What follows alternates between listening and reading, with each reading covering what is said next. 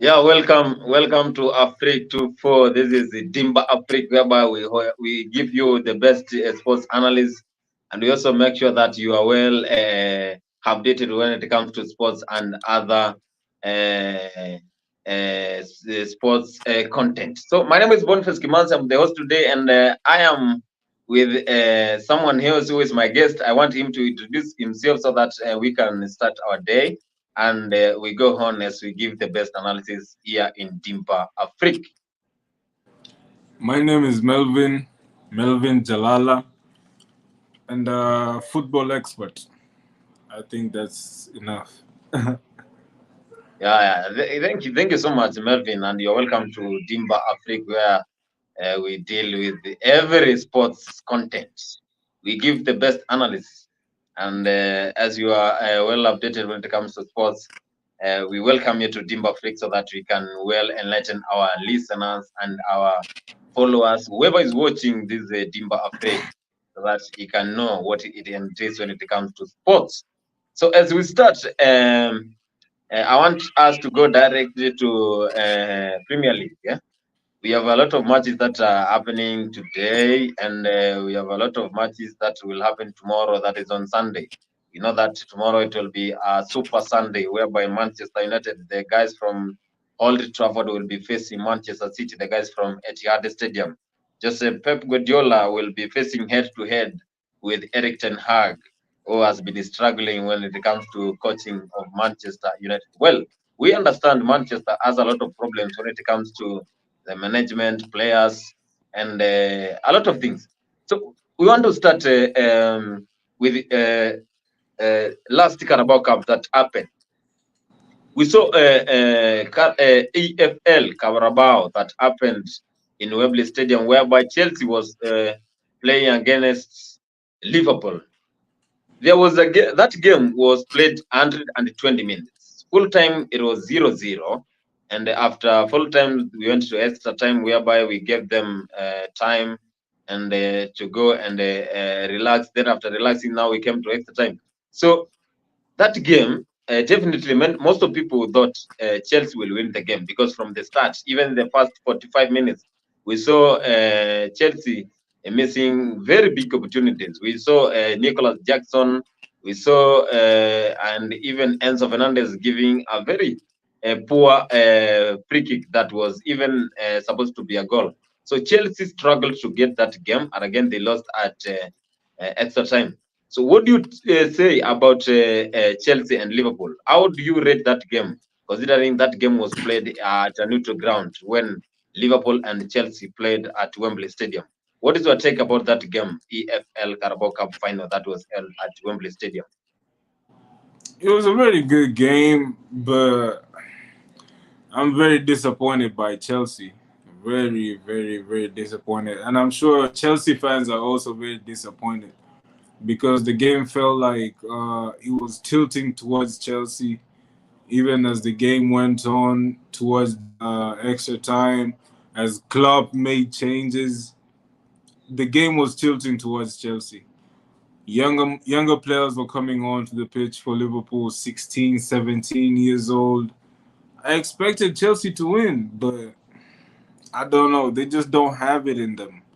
They, uh, it's like, I don't want to say boys versus men, but then again, the players in Liverpool were still boys. You know what I'm saying?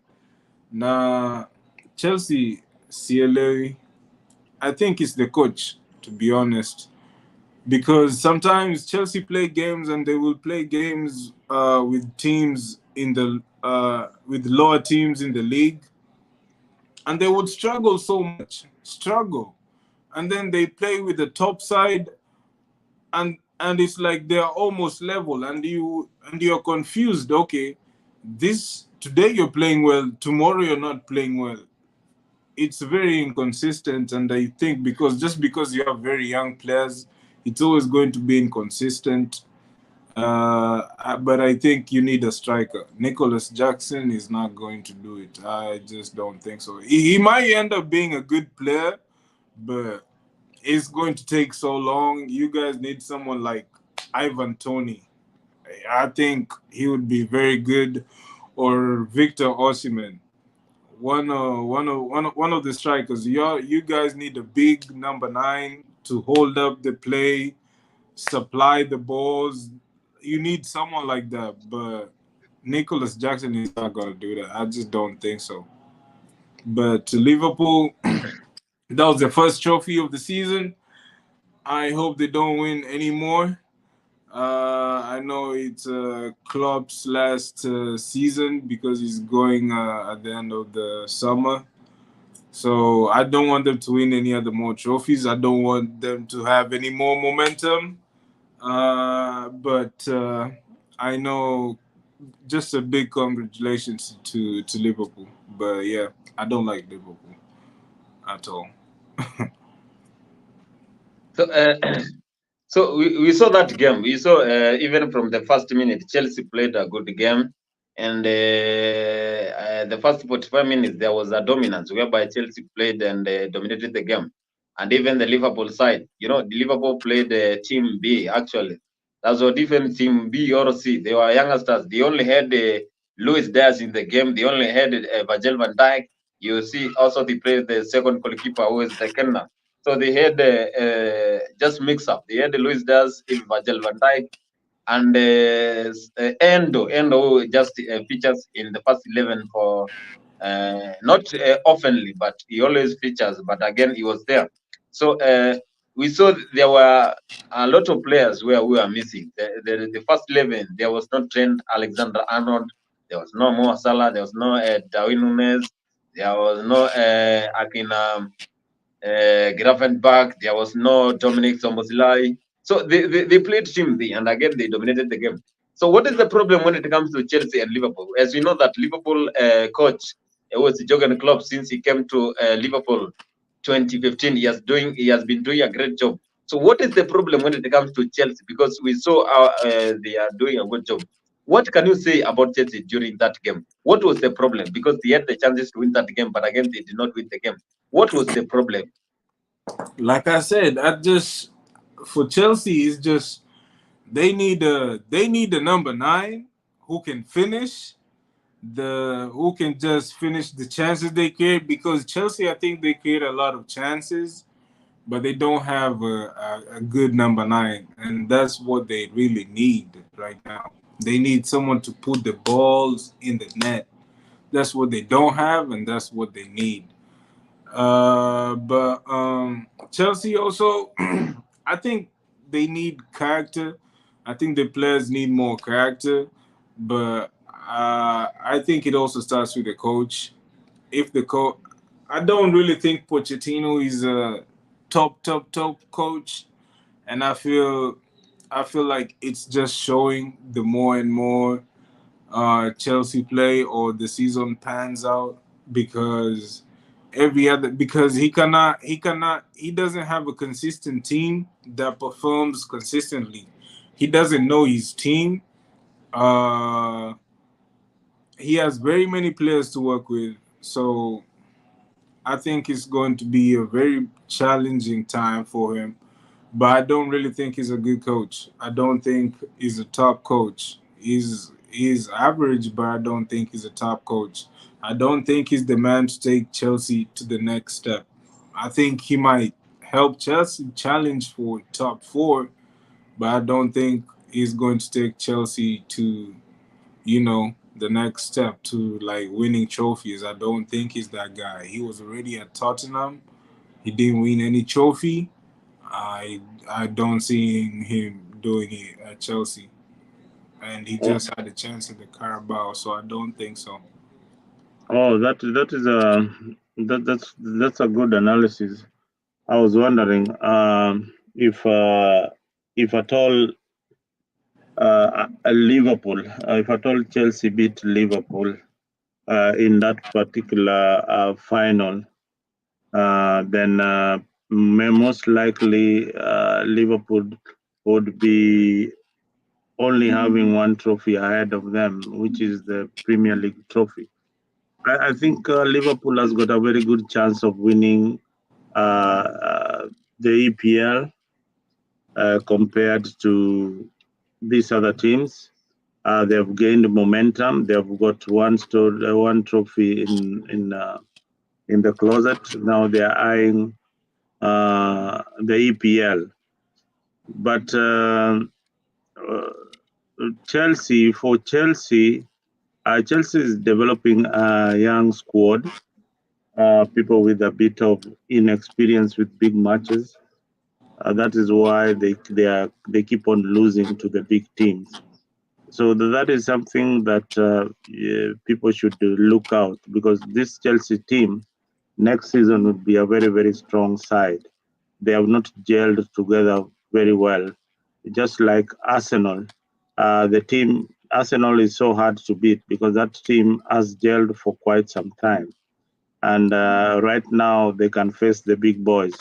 So this season, the APL is going to be taken down to the wire. I predict an Arsenal victory on for the EPL because they're coming from behind. The team on top of the league has got more pressure. It has got more pressure to maintain that top position. Normally, if you are on top of the league in the Premier League up to this particular moment, there's a likelihood that you're going to slip because each and every team is looking at a way of bringing you down. If you go away, you are either defending to be on top of the table, and you can't play your game. But that's why sometimes I give Pep Guardiola credit, because Pep Guardiola is used to the big games. But they are the gods of football. They're the gods of football also. The gods of football, if they say it's not your season, then it cannot be Manchester's season. So, yeah, thank you so much, Mzalendo. And we saw that game, and as I analyzed it, I saw Liverpool playing.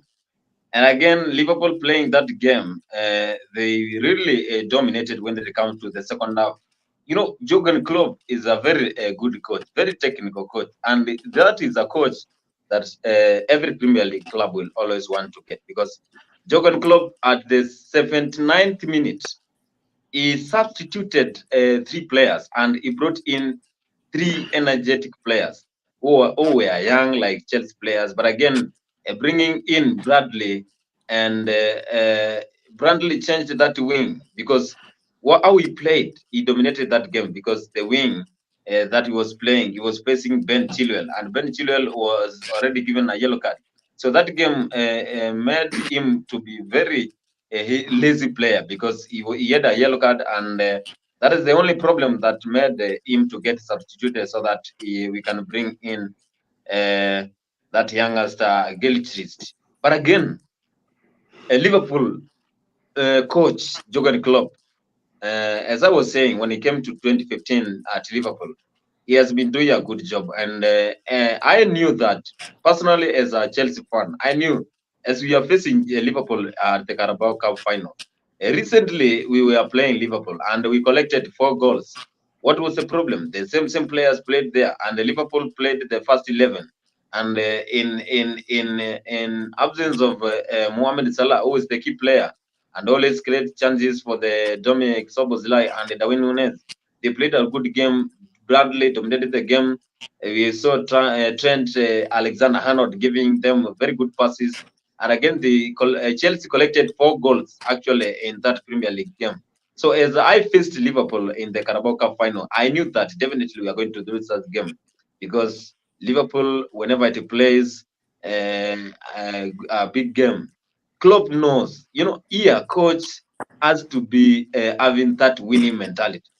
Chelsea, Mauricio Pochettino doesn't know what is winning mentality, because the way he started that team, actually the formation he played was 4-3-3, but Liverpool played 4-3-2-1. Why? Because Jurgen Klopp knew that these guys, I am giving them the second option, that is Team B.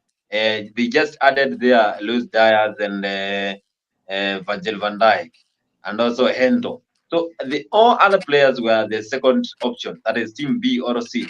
But again, they dominated the game and they eventually won the cup. We saw Peter Drury saying, it was Chelsea 1 billion against Liverpool team D.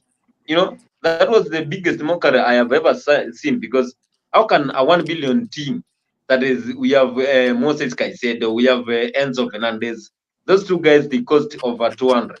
We also have Conor Gallagher there. We also have every player. We had the Malo Gusto, we had the Lewy Colwill. But again, Mauricio Pochettino bringing in Lewy Colwill to play as the center while we have Thiago Silva in the bench. That was the biggest mistake, because that game needed someone who is very perfect when it comes to defensive. We saw Axel Disasi doing a very good job, but again, that game, Axel Disasi tried, but he was not up to the perfection that we always know Thiago Silva is, despite the hedging of Thiago Silva. But again, that Brazilian is one of the best defenders we shall ever have. I've been watching him from Fluminense. He went to Paris Saint-Germain, and we took him over from Paris Saint-Germain because Paris Saint-Germain thought that he is not able to continue playing. But again, when he came, he is the one in collaboration with Antonio Rudiger, in collaboration with the keeper Eduardo Mendy, and also Ben Chilwell and Reece James. Those are the defenders who gave us UEFA Champions League come 2021. So Chelsea, now basing argument on the EFL Carabao Cup, now Chelsea had a lot of big problems because coach, number one, he did not know what he's going to get. And again, in football, we also know that you must be luck. And again, in life, you have to be luck in everything. Mauricio Pochettino is not luck. It's not like a guy, because we saw 2018, he played with Tottenham up to UEFA Champions League finals. And again, they lost in the UEFA Champions League finals. So that was the time I realized that this coach has not what you call luck. And you must have luck even in life. Because Conor Gallagher, during that game, he was one-on-one with keeper number 2 of Liverpool. That was Kenna. And again, he missed that chance. How do you see that? And Conor Gallagher is a good guy who can give a very good shot. But again, he missed that shot. So how do you say? The problem now is luck, maybe luck. And again, we saw Enzo Fernandez pushing the ball using the head. And he was very able to score the goal. But again, he did not score the goal. So the problem now here, it comes whereby you don't have the luck, and again your tactics of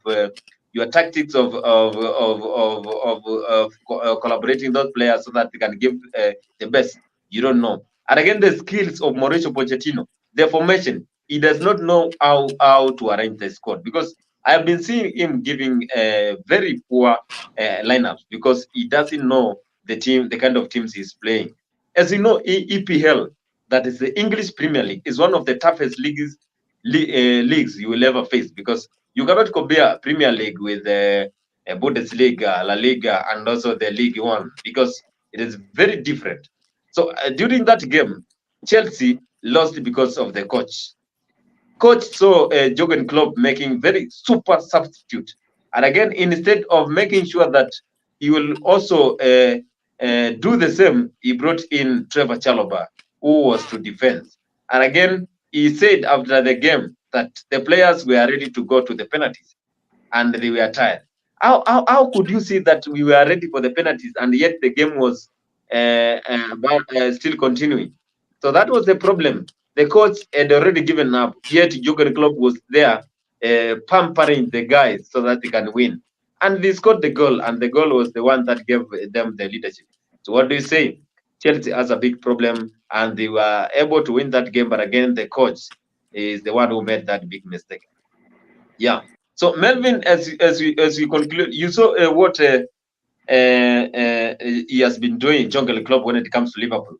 Do you think there is someone else who can come to Liverpool and do the same achievement that were done by Jurgen Klopp? Maybe Xabi Alonso. That's the only coach I can see doing something. Yeah, maybe Xabi Alonso or Xavi from Barcelona. But I don't I don't see any other coach. And there's also not too many coaches available right now. But Xabi Alonso would definitely be the number one name I would look at if I'm Liverpool. Mm-hmm. I don't So, think. Hmm? The coaches. I mean,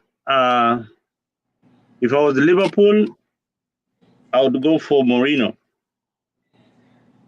Jose Mourinho. He plays. He plays. He can fit in the Premier League so well. There is Conte. There are so many people who can fit in Klopp's shoe, but they have to be coaches of caliber. When you talk about uh, non-seasoned coaches, then it becomes very, very difficult. Liverpool, I've got a star. I've got stars, especially somebody like Salah. He has been coached by the top coaches. So when it comes to coaching, there's also the players' attitude.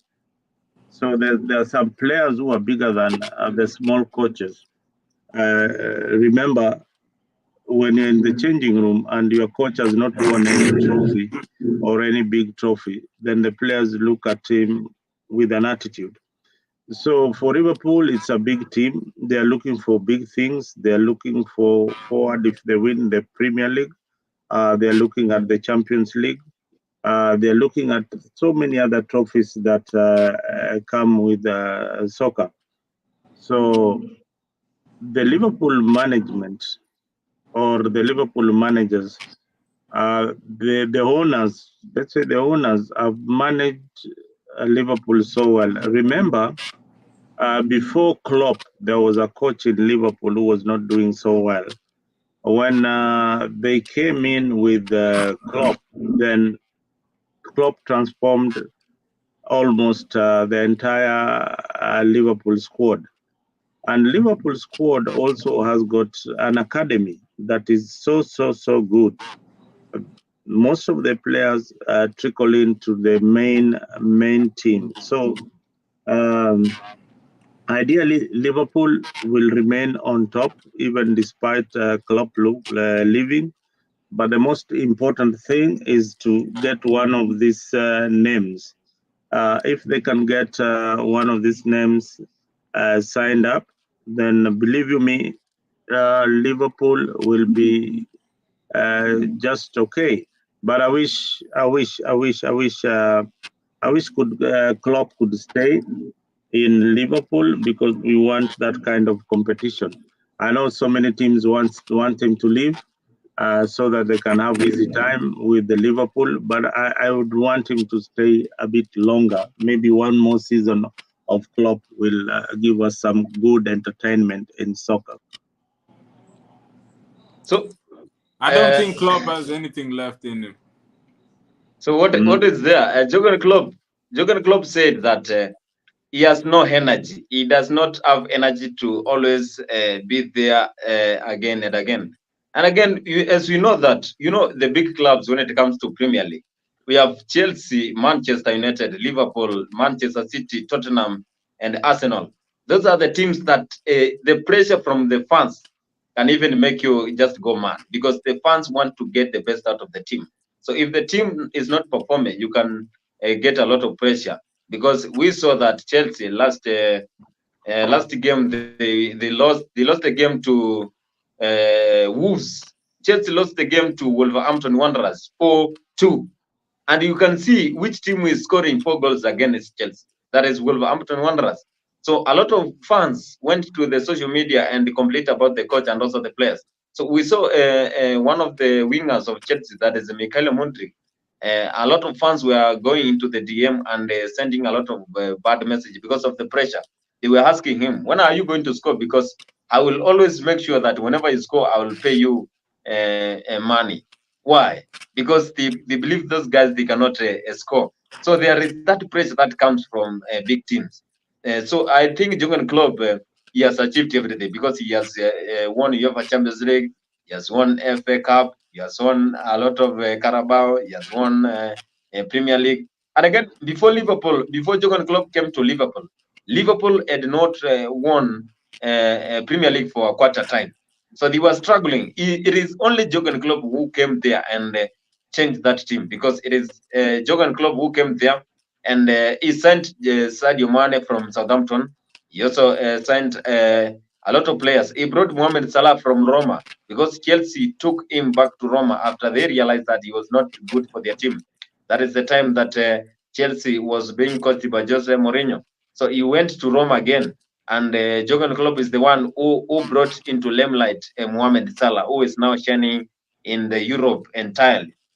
So Jurgen Klopp has been doing a good job. He has even nurtured Trent Alexander-Arnold, who is a very good guy, and he has nurtured a lot of talents. He also brought in Virgil van Dijk, who has been very good in defending from also Southampton. Southampton has given us a lot of good players, and again, Southampton is the one that produced one of our best, who is Wanyama. Wanyama was playing for Southampton. So we were doing good, and Jurgen Klopp is one of the best coaches that we shall ever have. And anyone to fit into the shoes of Jurgen Klopp, it will take years, because that is a team that requires a lot of pressure. That is a team that requires a lot of performance. People want to see the best out of the team. So if this coach, who is going to be linked to Liverpool, comes there, he will need to get the best out of it. And again, there is what we call a relationship. There is what we call a relationship between players and the coach. Jurgen Klopp is one of the best coaches that I know, that he relates with the players up to maximum, because as you see the relationship from the first team to the second team and also the third team, that coach is very good. And as he announced last year that, not last year, last month, that he is retiring, a lot of players gave their opinion. Mohamed Salah, he was asked. Actually, he was attending the AFCON. That was the time that AFCON was going on. He did not respond. And actually, after that, he got the injury and he was taken back to Liverpool, where he went to undergo treatment. So he did not answer. Again, Trent Alexander-Arnold, he did not answer when asked about a club departure. And again, Virgil van Dijk. A lot of players, they complained that this is our coach. That relationship, that intermingling between those players and the coach was one of the best. So any coach, we have seen Xavi Alonso being linked to Liverpool. We have seen also the Jose Mourinho. But again, Jose Mourinho cannot fit into these shoes of Jurgen Klopp, because he has a lot of tempers. And when it comes to Liverpool, you cannot bring a lot of tempers when it comes to Anfield. We know that Anfield is one of the biggest stadiums that you cannot just go there to joke. It has produced a lot of big talent, like Steven Gerrard, lights of Jimmy Carragher, also Kevin Mirallas. Those are the kind of players that played for Anfield, that is Liverpool. So they also had Fernando Torres. So this stadium is not a go zone for joking. So I don't think Jose Mourinho can be fit for that role. And again, the Xavi Alonso. No, we have seen Barcelona struggling. Let me cut you short by just saying, Jose Mourinho plays a counter-attack football in his formation. Klopp plays a 4-4-3-3. That's an attacking formation. So most of the time, and in his career, he has learned to attack. So that's why you see Liverpool, they score very many goals because of their kind of attacking formation that they play. And it is entertaining. It's all entertaining and goes well with the English type of game, which is more of the traditional football from the wings to crossing the ball. We call it the QE system. So Liverpool plays that kind of football. That's why it is each and every time when you are playing Liverpool, you have to be defending a lot. And if you score, they are likely to score against you. So Liverpool philosophy, their way of play, and their mentality, and the way Klopp was attached to that particular team. Sometimes it is the way the coach is attached to the players. Uh, uh, Klopp has got a kind of a personal attachment to most of his players. So that tells you a lot of this particular coach. So even as we move forward, I think they have a chance, but maybe we need to step gears and look at Man City and what Man City is doing in its tables. So because this league, the EPL, we have on Sunday. That's the biggest match: Man City versus Manchester United. I don't know what Melvin thinks about Man City because I know you are a Man City fan. What do you think about this game that is coming over the weekend? I'm not worried about the game. I'm just ready to collect the points. I'm just worried to see how many goals we are going to score. Cause I know Man United ain't nothing. They're not playing well. Eric Ten Hag doesn't know his team. The Man United players, they're not really playing for the shirt. They don't seem to have any passion. So I'm not really worried about Man United. I know we're gonna win that game, but it's a very big game though. But United are not playing well. But most of the time, even when they're not playing well, they'll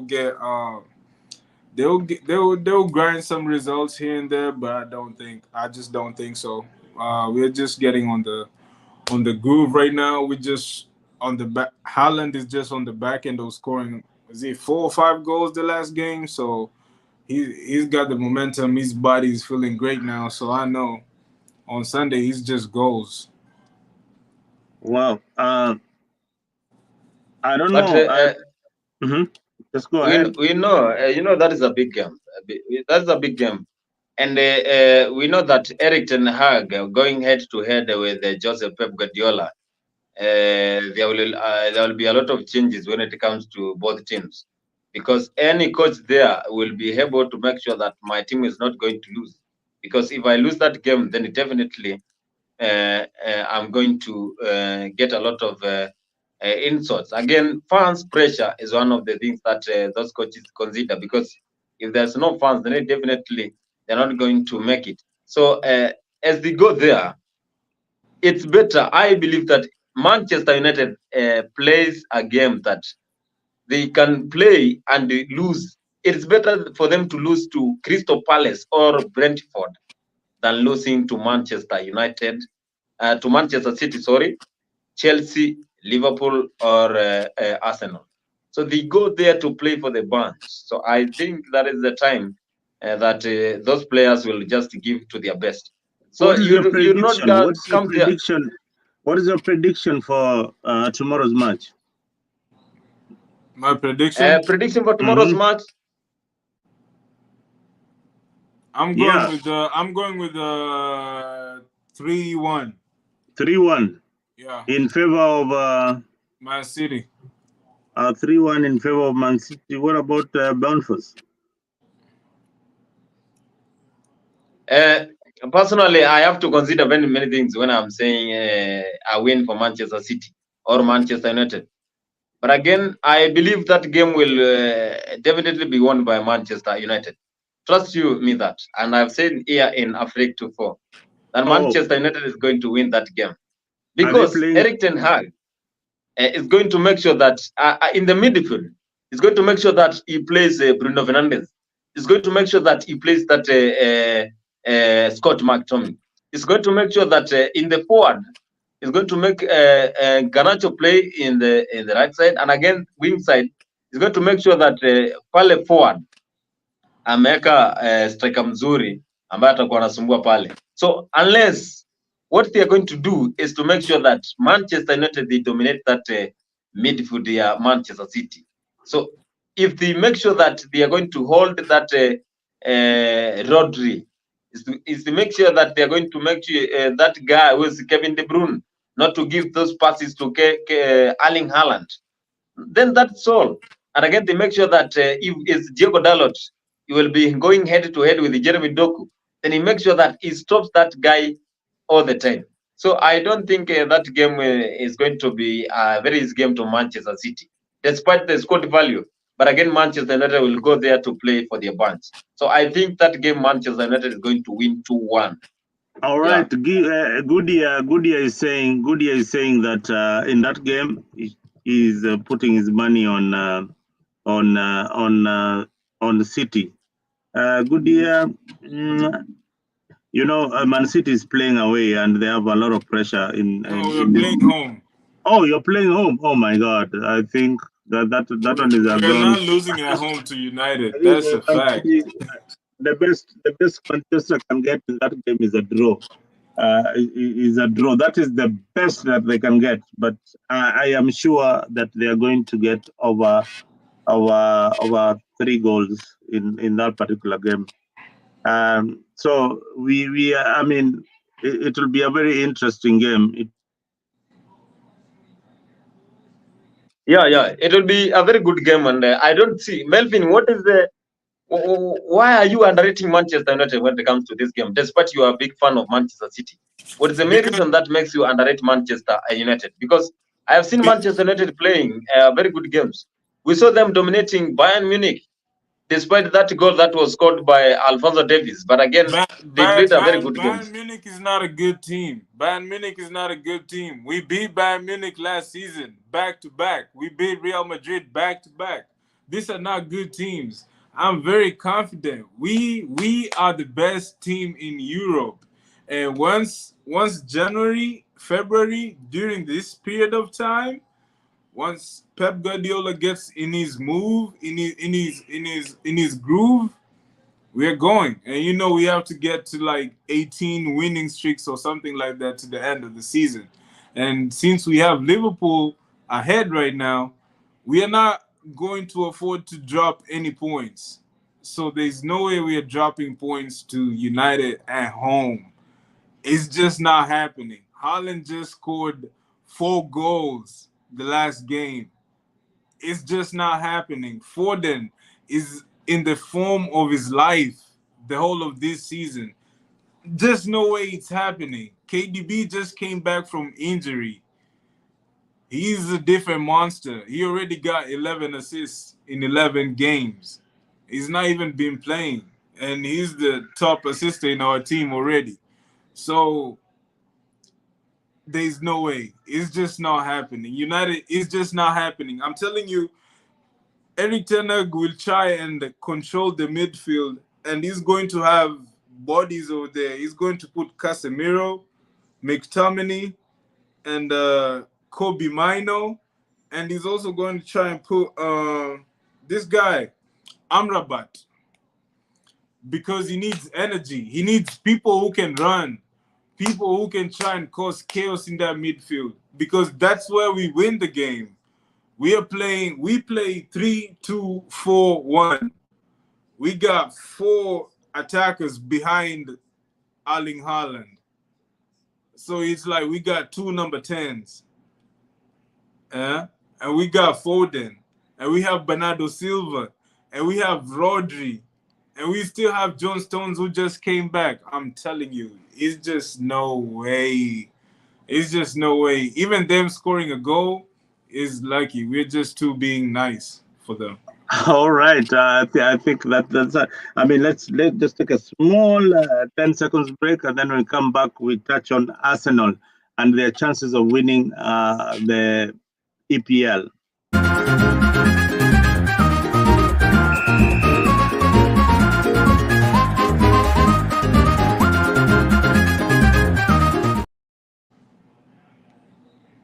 Well, yes, we have done almost 40 minutes of this particular edition of EPL analysis. I think you guys have dwelled so much on Liverpool and Chelsea, and you touched on a bit of Man City. Let's see. What do you think about Arsenal's chances of winning the EPL? Do they come too close yet too far? Kimanzi, go ahead. And Yeah. When it comes to Mikel Arteta side, that is Arsenal. First, I want to congratulate Mikel Arteta because of the good job that he has been doing when it comes to Liverpool. No, Arsenal. Since he came to Arsenal, he has been doing a good job. And after his exit from Manchester City, I think he brought a lot of skills when it comes to Arsenal because he was the assistant coach when it comes to Pep Guardiola. So he brought a lot of skills, and those are the skills that he has been doing to make sure that Arsenal has been performing well when it comes to EPL and European competition. When it comes to Arsenal, he has been doing a very good job. At first season when he came to Arsenal, he was struggling to get into top four. But I remember there is a time even Arsenal went to bottom of the table. They were number 20. People were saying this is not the Arsenal they knew. But again, the management of Arsenal gave Mikel Arteta time, and after a short time, now Arsenal started now catching up. That collaboration, that interactivity between the players now started to mingle, and they started to play well. Again, Arteta made a very good decision by making sure that he gets the best signing. He has been making sure that those young players that he has been having, he makes them unused. He has been playing those young players, and up to now, they have been doing a good job. So what I can say about Mikel Arteta is he has been doing a good job, and I'm very sure if Mikel Arteta gets one striker who is very good, the only problem when it comes to Arsenal is the striker they have. Gabriel Jesus, that front three, that is Gabriel Jesus, Gabriel Martinelli, and the likes of Getia. Now they have their midfield, which is dominated by Declan Rice. So they are playing a good job, but again, the striking force for Arsenal needs to upgrade because EPL is one of the leagues that you need to be very perfect when it comes to scoring. You can see what Man City is doing. So because Manchester City, it creates a lot of chances, and whenever they have the chances, it is very rare for them to miss the chance because they knew what they are doing. And Pep Guardiola always insists that when we get the chance, let's score the goals. So Arsenal need to get a good striker so that they can utilize the chances they are getting. They have that winger, that young boy that is Bukayo Saka.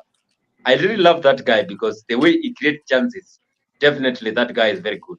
And again, the midfield that is headed by Declan Rice, and again the captain who is Martin Odegaard. Those guys plays a good job. So what is the problem here when it comes to Arsenal is the striking force. They need to get someone who is very good in giving goals because if you have the best midfield and again you are not scoring the goals, then why not? Because Bukayo Saka and Gabriel Martinelli, they are giving a lot of crosses and passes and making sure that they dribble against the opponent's defenses. So I'm very sure if this team gets a very good striker, definitely they are going to make it to even top of league and even secure that league, despite them winning the league back in 2003. Winning that league 2003, some of people who support football were not born. So it's a very long time that Arsenal won the league. So they need to take away that curse and win this title because they have all what it entails. Last season we saw them struggling, and again they were the favorites to win the league. Actually, personally, I had already given up and said, let our brothers from the London side win this league. But again, as we approached the end of the season, they both the 5 games. That one made me get mad on them because they showed their concern when it comes to winning this league. So I think now what they need to do is get composed in their front three, make use of those chances, let them utilize any chance they get because it is only by this that they're going to win the Premier League. Because if you're not scoring goals in Premier League, definitely you're not going to win anything. They are doing good job in UEFA Champions League, basing argument that they went in UEFA Champions League lastly was some 4 seasons or 5 seasons back. So they are doing a good job in UEFA Champions League. They are performing well, and I think if they continue with that momentum, they are going to win that league, and definitely they are going to secure a big trophy. Considering that they have never won UEFA Champions League, where they are now featuring in the round of 16, and they lost to Porto. And again, they need to upgrade themselves. But we know that when you are playing Porto in Portugal, you need to be very keen because that is where you are going to collect a lot of goals. So Arsenal, they need to get a striker. Gabriel Jesus is not a perfect striker who can score goals for Arsenal. But again, from the goalkeeper, defense, they have that. That is Jerusalem Wall. There is a guy there who is very good in defensive. Personally, I say that if it is good, it is good.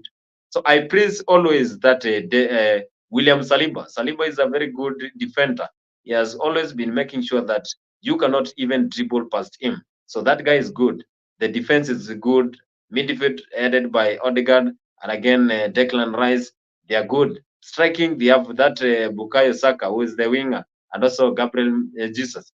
No, Gabriel Martinelli, who is a good guy. So they need to get a striker so that they can win the Premier League, because it is high time that Arsenal secures that league. But again, there is a lot of competition between Liverpool, Arsenal, and Manchester City. But again, if Arteta upgrades the team, and now they make sure approaching game number 25, they make sure that everything now they are doing will be scoring goals and winning the game. So Arsenal, they need to get a striker, and they need to get composed, because Arteta has been giving the best when it comes to football, and he has been making sure that whatever team intends, he gives it. And again, the relationship between Arteta and the players is one of the best, because we have not seen Arteta complaining.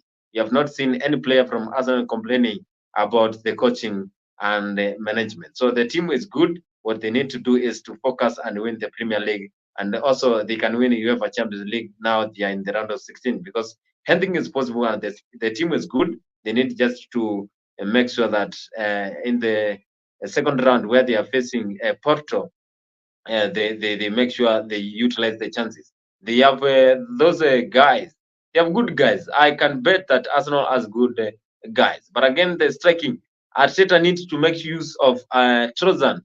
That boy is very good. That guy plays a very good game. And again, he has been bringing the guy in the second half at the 80th minutes. But he needs to make use of that guy, because Trojan is one of the guys that can score goals. We have been seeing him playing for Brighton, and he has been a very good player. So he needs to make use of Trossard nowadays, because EPL is not an easy place where you can earn points and even score goals. But again, they are doing well. I think they can match up and compete with us, Liverpool and Manchester City. Yeah.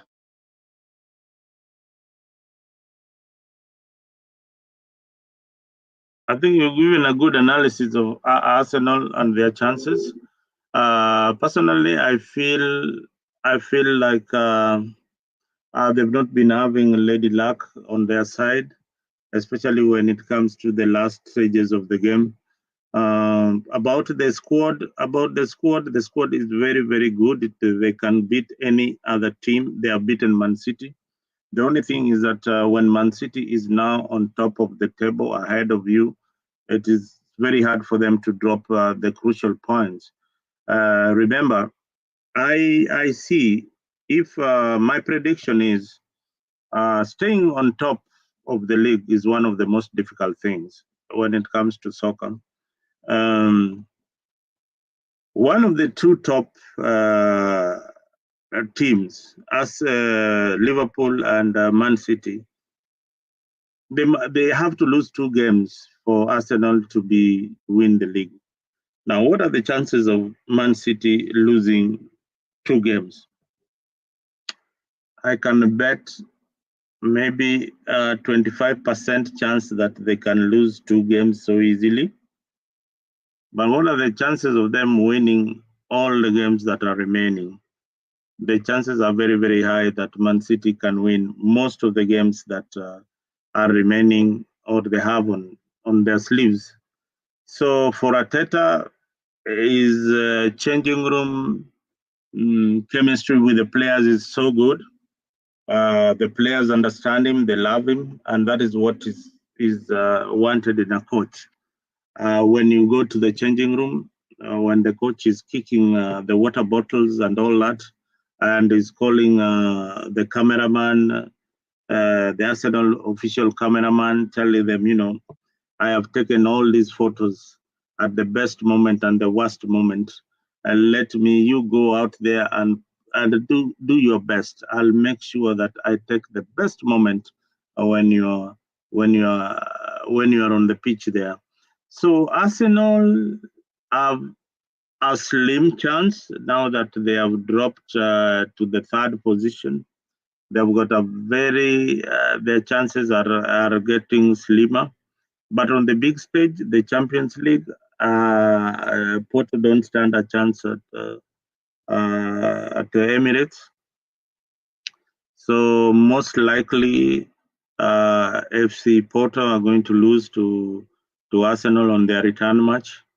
That one is obvious, maybe by over 3 goals, definitely, because they'll come defending. Arsenal has a very, very lethal striking force. I don't know why you are saying that they don't have a good striker. They've been on top of the league all season. That means that the striking force of Saka and Martinelli and the rest are very, very good. And it also means that they have got a good defense. So the defense is good. The defense, on the other hand, is very, very good. They don't concede many goals. So this team is a good side. It's a side to watch. So let us wait and see. Maybe you can dive into other teams that are playing today, and we predict the matches, how how the clubs are going to play today. Yeah. So I wonder. As I said, that Arsenal has everything, but again, the striker, it is the only thing that they are missing. So today, we have a lot of matches that are playing, and we can see today we have Brentford that is playing Chelsea. So we have Brentford that is playing Chelsea today. What is your take when it comes to Brentford playing Chelsea? We know that Brentford is one of the big nightmares when it comes to Chelsea side. We saw that last time Chelsea gave a lot of dramas because Brentford won 3 goals against Chelsea, because that is the time that we saw Robert Sanchez, who is the goalkeeper for Chelsea. That was the 89th minute. Chelsea got that counter attack and the corner, so he went there so that he can support, so that they can get a goal. But again, after that goal, we saw Ian Martin, who is now playing for Borussia Dortmund. He was given on loan by Chelsea to Borussia Dortmund. The guy who was the last man now after that corner, he made a mistake of allowing Johan Wissa. And we know that Johan Wissa is one of the good guys. After he got that ball, Ian Martin, instead of kicking the ball hard, he was very soft on Johan Wissa. And Johan Wissa got the ball. They got the counter attack with Beumo, and Beumo ran up to the goal with Johan Wissa, where Robert Sanchez was following them behind. That was one of the best dramas I have seen in football, because goalkeeper is behind and the strikers are running with the ball. They went and scored the goal, and they were laughing. Why? And they scored a very good goal, and it was a dramatic goal. So how do you see about Brentford facing Chelsea? We know that Chelsea is not in good condition nowadays. They are not consistent with what they are doing. We saw they have been playing matches and they win, they lose, they win, they lose. Now they are facing a very tough side, Brentford. We saw Brentford only Manchester City in the last game. They scored only 1 goal. How do you predict about Chelsea and Brentford today at 6 p.m.? That is East African time. What is your prediction? You see these teams which are coming into the league as underdogs. They are very hard to beat sometimes. But Bradford have followed their game quite a bit. In the midweek match, they lost to West Ham. They were beaten 4-2. A team that has been beaten 4-2, it means that they are struggling in the game. and but they managed to score 2 goals away. So on the table, they're sitting at number 16. Bradford is sitting at number 16. Chelsea is sitting at number 11. How many games have they played? They have played 26 games. Chelsea have played 25 games. How many points? Bradford have got 25 points. Chelsea have got 35 points. Have they played head to head? Yes. In the last, I think the last game Bradford played with Chelsea, they beat Chelsea at home by 2 goals to 0. I don't know whether I'm getting my facts right, but I think that is what really happened. Yeah. Yeah, is that true? Yeah, it's true. But that is a game that gave a lot of dramas. Actually, This I will be looking for that drama.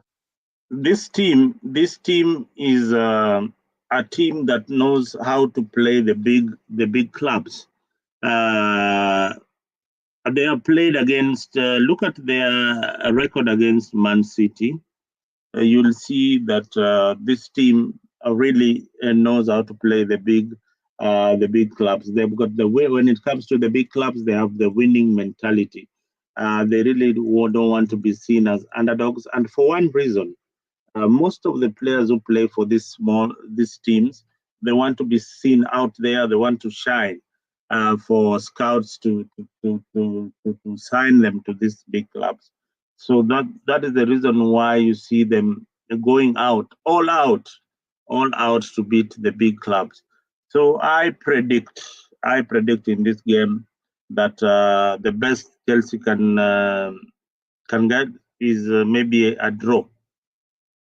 Okay. That was a Zalendo prediction between Chelsea and Brentford, and we know that that is a very big game when it comes to Chelsea and Mauricio Pochettino, knowing that they are now in the number 11, which is a big shame to Chelsea fans and also to that big team that has been producing one of the best legends like Didier Drogba, Solomon Kalou, Florence Baluda, Fernando Torres, Branislav Ivanovic, Peter Cech, and also very big players like Diego Costa, who has been one of our best strikers we have ever had, and he was a fighter. Again, we have a match between Everton and West Ham United. West Ham United, led by David Moyes, they have been doing a good job. They have that Ghanaian striker who is Mohamed Kudus. They took the guy from Ajax. He has been doing a good job. How can you predict that game, Mr. Mzalendo? Because I personally believe that that is a very tough game when it comes to David Moyes. But again, we know that West Ham and Everton. Now that will be a very tough game. We know that Everton, led by Sinduch, they play very hard game. They always play a game that is very hard. They have that striker who is very good, and also the defense are very good. They have the Mark Nail.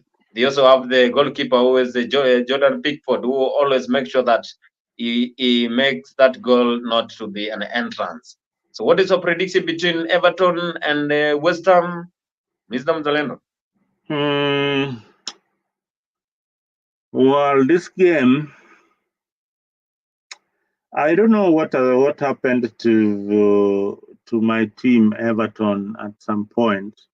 They played so well, but I think they have a squad that is so unpredictable. One match they are playing so well, the next match they are not doing so well. This match is likely to be back and forth. What do I mean by back and forth? It will be taken maybe at the injury time to find a winner, because both teams. I don't know what I have not seen whether Everton is still on the relegation zone on the table. Yeah. Everton is struggling a lot when it comes to football. Actually, we saw after the deduction of the 10 points from the FA after breaching those rules. Now they are in the dead zone. Actually, they are struggling. But again, You see, today is a very when you're facing a team like West Ham, defensively is very, very good. And you can see from their results, West Ham FC, West Ham United is very, very strong on the defense. So breaking that defense will be very, very difficult for a team that is struggling and a team that is sitting way down on the relegation zone. For Everton, let me have a pick. Maybe this could be one of those games that turn around the fortunes of the club. This is the game that they need. It is a must win for them. I want to give it a 2-1 in favor of Everton playing at home in front of their fans. okay.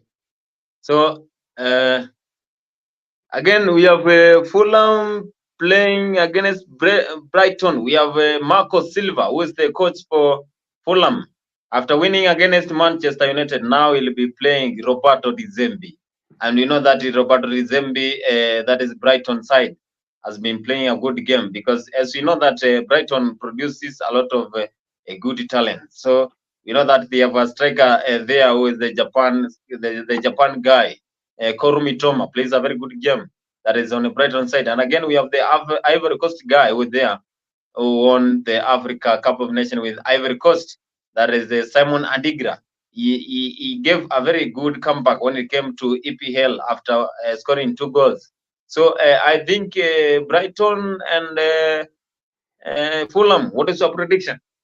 Brighton and Fulham. Oh my God, you're giving knowing me. that Brighton is coming into this match after winning, and again Fulham now has the momentum because they went 2 goals against Manchester United, so they have that pressure. Now they have that ability now to win this game because their last game was a win and they won against a big team. So Fulham won against Manchester. Brighton led by a very good coach who is Roberto Di Zembi. So what is your prediction? Because those two sides are very technical. These teams, their strength is almost the same. They don't know when they are playing away or playing at home. It is very, very hard to judge them. Let me give it like those people who like putting a bet. If you're watching and you want to put a bet, put goal. They have to score each other. That one is a must. The game can be very, very dramatic when they're playing together, Fulham versus Brighton, because these sides will go all out to win the match. They don't care about the defense. They don't care about anything. So they only care about playing and getting the results. So my prediction, goal. The best prediction will be the team that is at home. The team that is at home might just snatch a win the last minute. So that is the prediction of Zalendo is saying goal, both teams to score. Now, if Fulham will score against those guys. So we also have another match that is very big today, that Newcastle United will be facing Wolverhampton Wanderers. We know that Newcastle United is one of the best teams that has been doing well in the last 2 seasons. Now they'll be facing Wolverhampton Wanderers. So I think Wolverhampton Wanderers, they have a big chance in winning this game because I saw how they played against Chelsea. But again, Newcastle United, they have good players. They have Misha. They have Bruno Guimaraes. They also have Anton Gordon. So they play a very good game. But again, they lost their goalkeeper last year. So they are struggling to get back because they lost Nick Pope, who has been one of the key players when it comes to Newcastle. So Newcastle versus Wolverhampton Wanderers, What is your prediction? Because I see this is a very tough game today, East African time. This is a team head to head. They've been drawing. So Newcastle this season has been a very good side, a very, very, very good side. Especially when they started the game in the beginning of the season, they have showed that they're quite a team. How do they sit on the table? How they sit on the table can judge what to predict in the game. Newcastle are at what number? Number are they in the league? Newcastle are at number 10.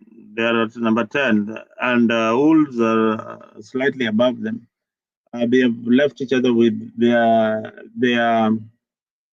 what do you call it? Wolves is leading by just a point, and Newcastle is at 37. Wolves is at 38. They have played both 26 matches, and now who is at home? In this game, look at who is at home, who is playing at home in this particular match. So if you find that I believe Newcastle is playing at home. Yeah. Newcastle is playing at home, Newcastle Stadium. Yeah. Yeah, Newcastle is playing at home. My prediction is that Wolves, Newcastle really. This one is a bit tricky because of how close they've been playing and who wants to get on top of who. But my prediction is a Newcastle win against Wolves. But again, both teams will have to score in this particular game. So if you are betting out there, weka GG ama kichwa kichwa. Mnasemaga kichwa kichwa. Yes, kichwa kichwa, weka hapo. Okay, that was Mzalendo saying ni kichwa kichwa. We also have Nottingham Forest will be playing Liverpool. We know now Liverpool will be coming here now with that momentum to win Premier League. Now they know that any game is very important. They have won the Carabao Cup. Now they are coming to this thing, knowing that it is time now to show other team dust. So Nottingham Forest and then Liverpool, what is your prediction? Because we know that Liverpool Jurgen Klopp side will be coming here with a lot of momentum of winning EFL Cup. And again, they know. Beating Liverpool at this particular moment, you need the gods of football to be on your side. Yeah, and I told you Liverpool plays a 4-3-3. 4-3-3. That's an attacking system, so they're not going to. They're going to defend at the same time attack so well.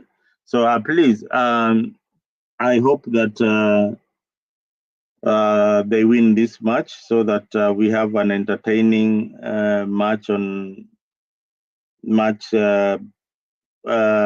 Sunday. An entertaining match on Sunday. So Liverpool will definitely win. So if you're putting up your bet, put your bet on Liverpool on the game that is coming. I can see Goodyear giving some prediction there. Nottingham Forest versus is a walkover. Yeah. Goodyear is saying 3-1. Liverpool will beat Nottingham Forest 3-1. I've seen also Black predicting that Everton will win. Black, I hope that you will come and join us to do the analysis here. Sometimes we talk of football, not politics all the time. Kuja tupige analysis ya mpira ya mpira kama siasa ulisha retire ama kazi tulimaliza. Kazi tulimaliza. I'm sure utasema kazi tulimaliza ama kazi ndio imeanza. So the predictions are good. Manu will win. Oh, this guy, you are lost. Umepotea wapi? Kama wewe ni mfano wa Manchester United, Ole wenyu, munaenda kichinjio. Munaenda kuchinjwa. Munaenda kuchinjwa. Man U mnacheza na nani? Mnacheza na Man City. Oh God. Hiyo ni kuchinjwa. Hiyo ni kuchinjwa. Guys, I think my co-presenters left or what? I think we've had a very, very good time. We've done almost 1 hour of this particular edition of analysis. We hope that you have enjoyed every bit and every moment. I take a small break as I wait for Kimanzi to wrap it up. But meanwhile, kunywa maji kidogo.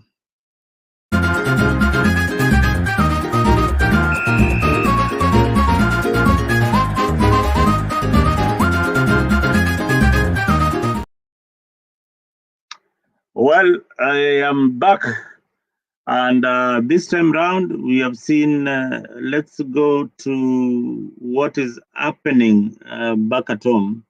Back at home, we are celebrating or opening a stadium called Talanta Stadium. I think this is a good thing. This is such a beautiful stadium. This is such a beautiful stadium. If isikuwe ni mambo ya story, isikuwe ni ile mambo ya story, Talanta Stadium, we are predicting to host the AFCON, ama ni tulishapata hiyo nini? Niliona hiyo stadium mahali. I need to just to get a picture, a sneak picture of that particular stadium. It's a very, very good stadium. It's a very, very good stadium. If it is complete, it's going to be one of the very, very good stadiums that we have that can host with a capacity of about 60,000 people. This stadium is wonderful. I thank the minister and of course the president for putting us up there and embracing sports.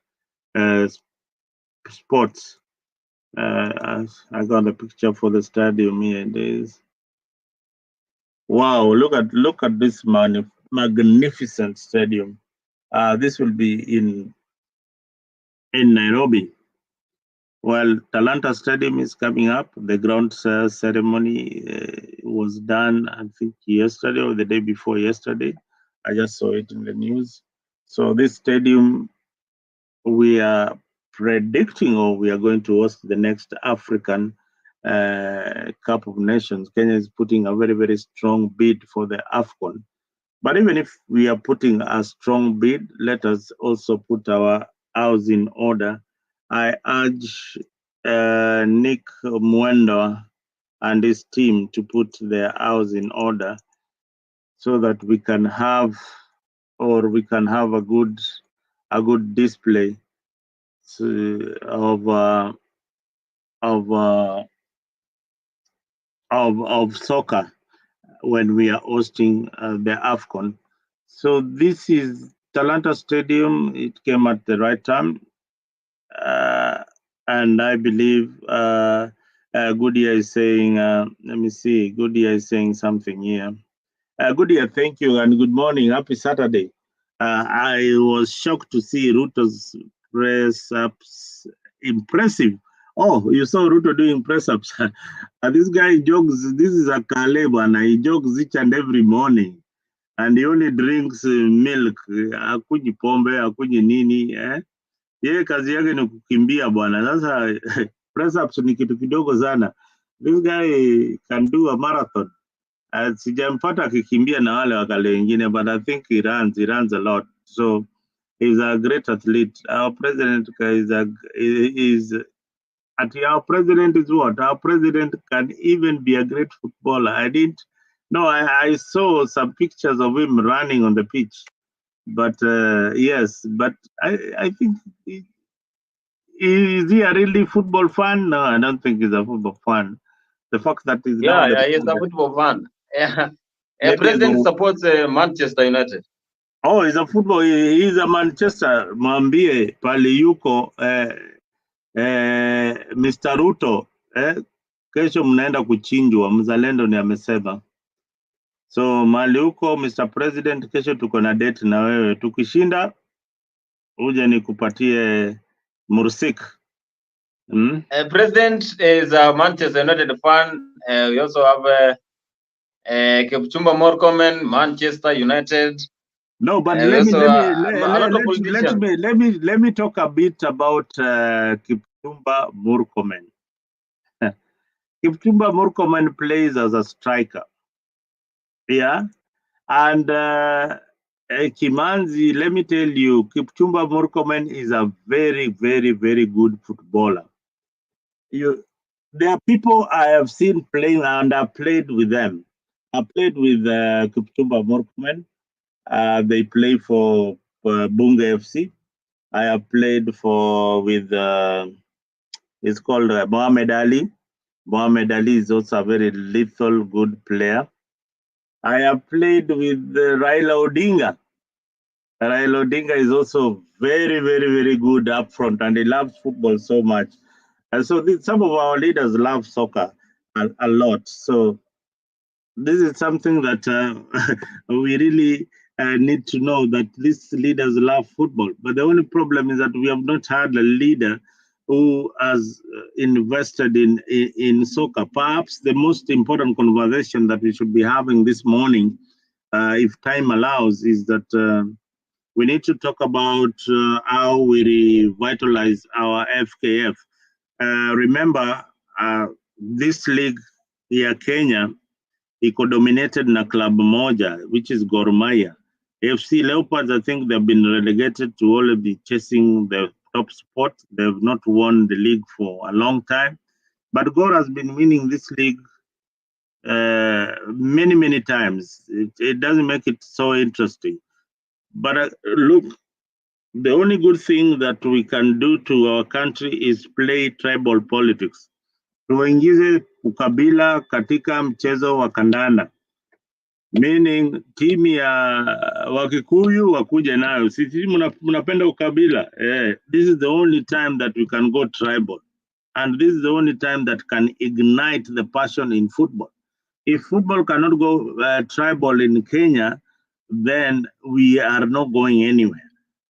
Central Province should have a team that is very, very strong, playing in a league that and promoting that team to play the FKF league.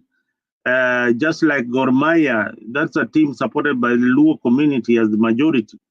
Luya wako na FC, Wakikuyu sasa wako na hii inaitwaje? Murang'a Seals. Murang'a Seals should be a team for Kikuyus. Na kuambia, that team, Kikuyu should invest in it. They have got the money, they are the business people. Wacha wa invest kwa hiyo team. That team will produce very, very good stars. Now, the day, you know, even if we are bidding for AFCON, Mr. Minister, this is what I need to tell you, is that go to the files and copy what Fabish did to Harambee Stars. We need a coach that will identify talent from the grassroots. We need a coach that will identify talents in the schools so that we can have a team that can play against the West African side. Since we don't... Mr. Mzalendo, there is a big point that you have mentioned there. And I always find it very good and very important. If only Kenya will always stop this colonization. Now we are having post-colonization. But again, why do we always take those coaches that come from Europe? Yet we have our own players here in the country that can lead our national team. As again, I don't even like the coaching of Eugene Ferrati. Why? Eugene Ferrati, even he does not know what goes in Division 1 leagues. He does not know what goes on in the Kusa games. We know that in those secondary school games, that is where we can get those young talents and we can nurture them into academies. Eugene Ferrati is there sitting waiting for the national team so that he can go and take Michael Lunga. He can go and pick Berison Omala. He can go and pick Musa Juma and also other players that are well known. Yet he does not go into the grassroots. Make sure that the leagues that are happening, we also have the different leagues that happens in Eastern, Western. Can I answer you? The reason why Olunga has to play in the national team, Olunga plays a competitive league. When you see players who are professional and they are being drafted into the national team, is because each and every day, that is what they do. Each and every day, that is what they do. Now, the teams that you've mentioned, the school teams that you've mentioned, football in schools have got a calendar. They are played in calendar seasons. They have got a season for soccer, and that makes it very difficult for coaches to follow the progress of particular players. Now, we have got players who are playing in high school and they're playing for clubs at this particular moment. Those are the players that should be followed very, very keenly and be drafted in the team. Then we have got other leagues, Easy League Ndogondogo, Zamta. Easy League Ndogondogo, Zamta, there's a lot of talent. We need talent. Apart from that, some things that in football you are not taught by the coach. There is a player that comes that is complete. A player like Cristiano Ronaldo, Messi. These are players that come with something extra. You don't have to teach them anything, but we will have to go to the basics of football. The basics of football is the foundation of our football. Where did we get it wrong? We have, me, I'm talking from a coaching point of view. I'm not just talking for as an analyst. If we can have the Ranarambe Stars team being developed at the age of 8 years.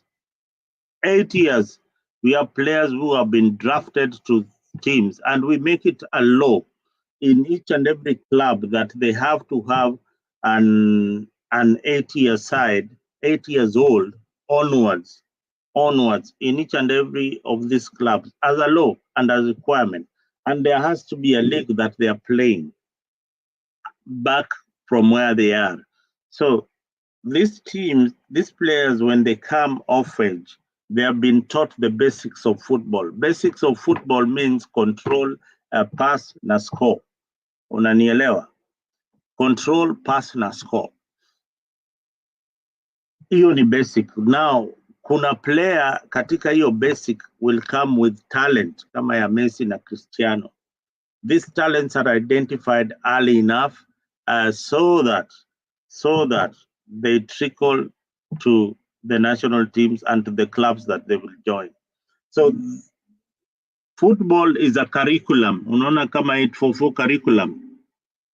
Football ni curriculum. You learn like that. You are in class. Unaisoma mpaka unamaliza. So that ukienda huko Arsenal ama uende Manchester, kulizwa ball inapasiwa namna gani? Infoot.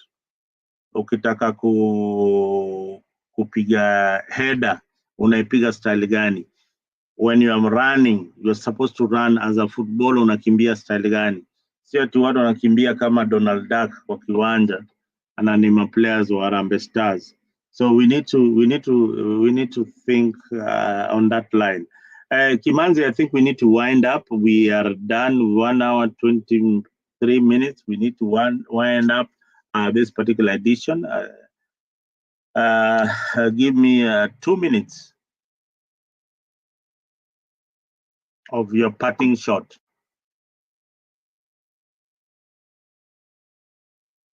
Yeah, thank you so much, Mr. Nick, for giving me this opportunity. And of course, we have tackled a lot of things. But before we leave, and there's something that I wanted to mention here when it comes to one of the transfer rumors that has been happening across the internet, and it has been raising a lot of antennae when it comes to transfer of Kylian Mbappe. I think Kylian Mbappe has been doing a lot of good job to the France national team and also the Paris Saint-Germain. But again, when it comes to the team, he has no respect for the team. That player is a very good guy, energetic. He has everything when it comes to football. But again, when it comes to his personality, I don't like his personalities because he is one of the players I have known with a lot of egocentricity. Because if a player has that egocentricity, then definitely is not going to be one of the top players. We want Kylian Mbappe to be top player like Vieira Henry and Arjen Robben. So Arjen Robben is one of the players that we always adore. But Kylian Mbappe, up to this extent, he has been making Paris Saint-Germain as is that club is more than him. He does not even obey the club. He wakes up and gives a press. So I think it is high time Paris Saint-Germain can allow this guy to live and live in peace, and Paris Saint-Germain can continue even without Kylian Mbappe. Let him join the club that he wants, even if it is Real Madrid or Barcelona, because he has been having a lot of pressure from those players like Jude Bellingham. They want him, Camavinga. They want him in Real Madrid. So I think, as we part short, I think Kylian Mbappe should drop that ego and he plays for the club because Paris Saint-Germain is bigger than him. Again, what is happening in Bayern Munich? We know that Bayern Munich is struggling. Xavi Alonso effect is being felt in Bayern Leverkusen. Now they are in the 32nd game. That is that third game, that fourth game without even losing. They are playing UEFA Champions League. They are playing even they are playing in Europe. They are playing in the Bundesliga, but they have not lost. That is Xavi effect that is making Thomas Tuchel to resign at the end of this season. That is June. So I think Bayern Munich, it is high time now they give that Bundesliga to Leverkusen because they have been winning that title for 11 times in a row. So it is high time now Bayern Munich gives that title to Leverkusen. I think that momentum can continue with Leverkusen in that way so that they can win that game and raise that eyebrows that this is not Farmers League. Bundesliga has been a Farmers League because how can they be winning 11 titles in a row without any team? We also have Borussia Mönchengladbach. We also have Frankfurt. We have Darmstadt. We have Leverkusen. We have Borussia Dortmund. They are not giving a lot of pressure to this Bayern Munich, and we have seen Leverkusen giving that pressure, and now they are leading that league. And I know that they are going to win that league. So as I part short, those are my comments, and I think everyone who watches Dimba Afrique here, it is where you get a lot of content when it comes to football, and we also enlighten you with a lot of football matters and also sports, athletics, and also what is happening in sports worldwide. Good year has been one of our good followers and also someone who has been watching us. Good year, we thank you so much, and we always know that here every Saturday it is Dimba La Afrique 24, and we will always enjoy, and we are sure that we'll grow into a big platform as we approach, as we pioneer Thank our you. Dimba Thank, Afrique thank, TV. thank you very much, uh, Bonnie. Uh, it has been a long evening. I think you mentioned something about Mpambe. Mpambe is moving to which team? The rumors are saying he I have will be Mpambe. joining Real Madrid.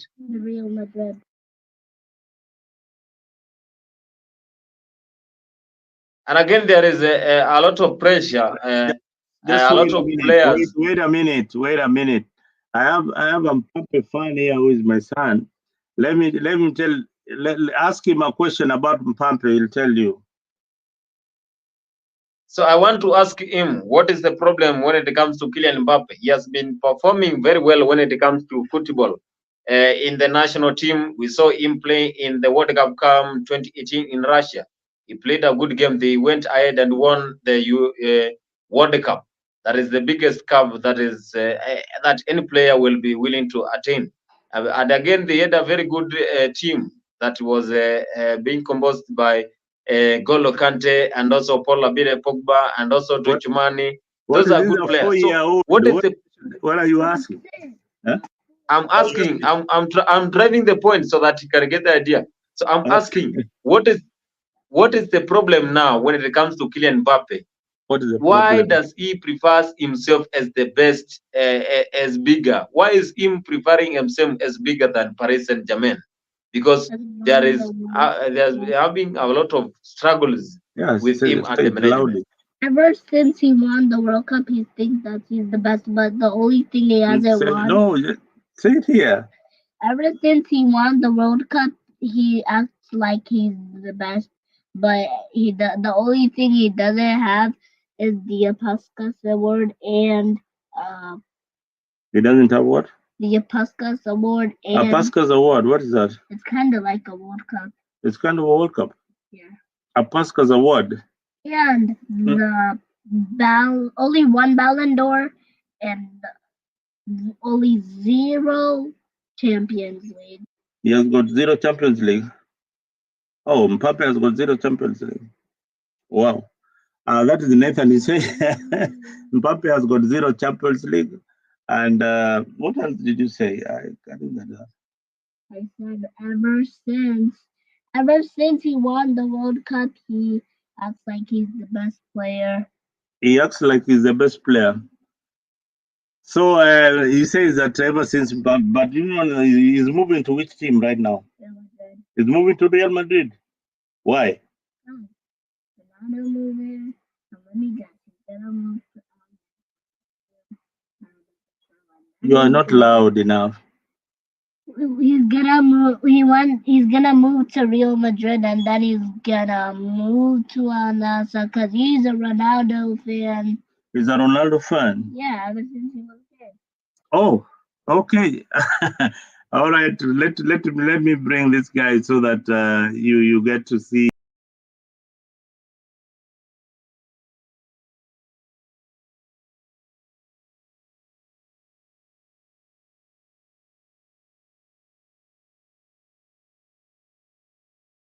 Yeah. So we, as we said, Mbappe.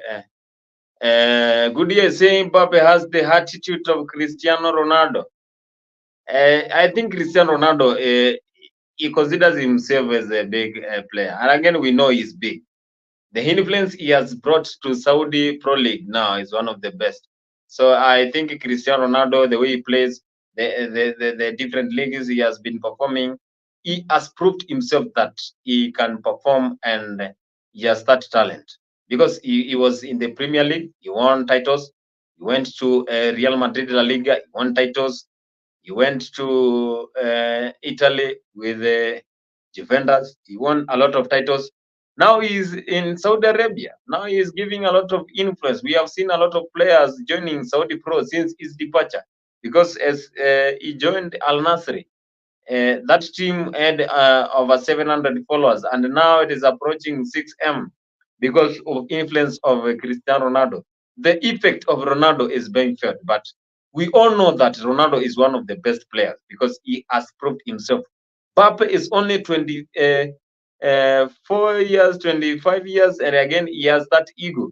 Why? He has only played for Monaco and Paris Saint-Germain. Where else has he been playing? We saw them coming to EPL. They came to Premier League. They came to UEFA Champions League to play with Newcastle. Newcastle won them 4 goals. What was the effect there? What did he brought there? Paris Saint-Germain was defeated by Newcastle, and Newcastle is not even being featured in top 5. So why did he not prove himself in that game? So he is trying to show that us that he is bigger than Real Madrid, and again Paris Saint-Germain, and again he has not proved himself. So I think it is high time that guy relaxes and make sure that I have the talent. Let me just use the talent in the polite way, because it is only by this that's going to be one of the best when it comes to football. But again, we wish him all the best as he joins Real Madrid, because for the last 3 years, there have been a lot of rumors that Mbappe is leaving Paris Saint-Germain. But his departure is not one of the best, because he has been complaining a lot. He has been giving a lot of press to the media about his departure, and I don't think whether he is bigger than Paris Saint-Germain. All right. So Goodyear is saying, "Mommy's boy." Oh, Mommy's boy. Who's that? Yeah. Pampe is Mommy's boy. Pampe is Mommy's boy. Anyway, I thank Goodyear. Goodyear, thank you very much for being part of the panel. Kama kawaida. We need you to bring your friends, Goodyear, to the panel so that we can get to know them. We hope that they are also fans of soccer. We want to see them. We want to hear about them. If they are in politics, invite them. And if you have not subscribed out there, please care enough to subscribe on this particular channel. Here is where we talk about most of the things, from soccer to politics to music to love affairs, bedroom matters. You will hear everything in Africa. So please just stay tuned. We have this weekend. We'll be having the Shamba edition by Leo. Telling us about succession, titling of plots and all that, brought to you by Engineer Mora. So just stay tuned, and thank you very much. I think we will be having later in the evening our usual political show. Mr. Black, I want to see you this evening. We are going to do a marathon on our usual political show. Karibuni sana, asanteni sana, those who have been watching. And please care to subscribe. Just care to subscribe on this particular channel. And we want to thank you who have been pushing for the numbers. We are at 600 in 2 months. That is a very, very big plus. We hope that by the end of August, you'd have pushed us to 1,000 subscribers. Thank you very much for your subscription. We don't take it for granted. We love you so much, and muwe na sabato mzuri. Kama wewe ni SDA, ufike kanisa salama. Sijui Kenya ni saa ngapi sai? Sai ni 12:30. Hapa Marekani ni saa 10 usiku na nusu. Saa 10 na nusu, baada dakika 2 ifike saa 10 na nusu ya usiku, ya asubuhi. Saa 10 na nusu ya asubuhi. All right, so asanteni sana. We've been here for too long. Kwaherini, and see you next time.